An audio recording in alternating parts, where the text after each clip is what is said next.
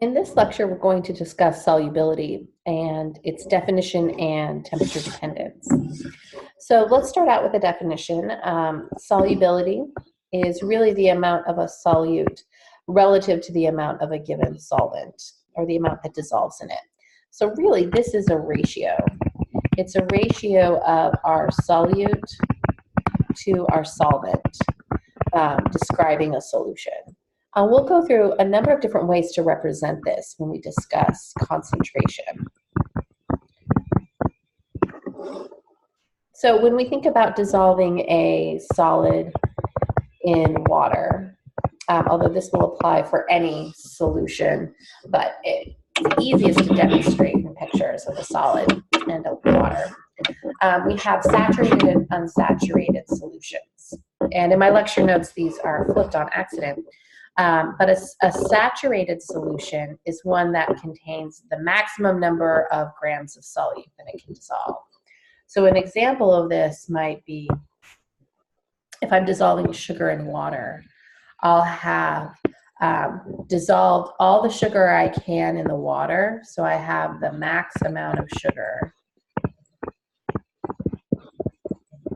And I've added more, and so there's actually some of it on the bottom, some solid that is not dissolved. So in the water, I can't fit any more sugar molecules than I already have, and it'd still be a solution, and so I have them at the bottom. And there's actually an equilibrium that's occurring here. The solid at the bottom is constantly having molecules dissolve into the water, and molecules in the water are constantly crystallizing onto the solid. And these are happening the whole time without an actual change in the number of particles total that are dissolved in the water. Now, an unsaturated solution contains less than that maximum amount. And so we can continue to add more sugar. And it's still dissolved. So it's possible to add more sugar. And you'll notice there's no solid on the bottom. And that's because every single molecule has dissolved. So if I was dissolving something in water, it would be unsaturated until the point that I noticed that I couldn't dissolve anymore and I had solid present on the bottom.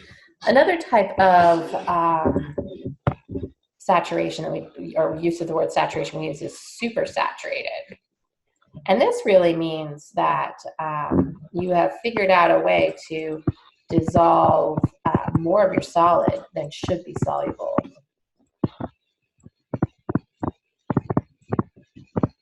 So the question is, how do you do that? If you've ever made simple syrup, you've done this. By heating sugar and water, we can make much more sugar dissolve than would at room temperature. And that's because our solubility for solids in liquids will increase as the temperature increases. So the hotter it is, the more solid dissolves.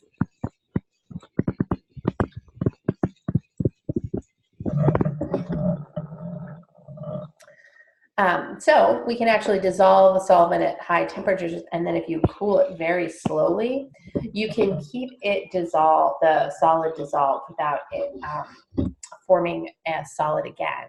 And this is what we mean by a supersaturated solution. Is it's going to have more than you would expect, and it was probably done by raising the temperature. Now if we think about gases dissolving in liquids, we'll see that it's kind of the opposite.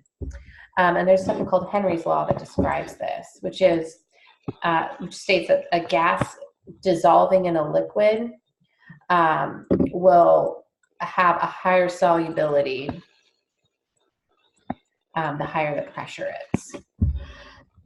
And there's another piece to this too, which is that as the temperature decreases, the solubility of the gas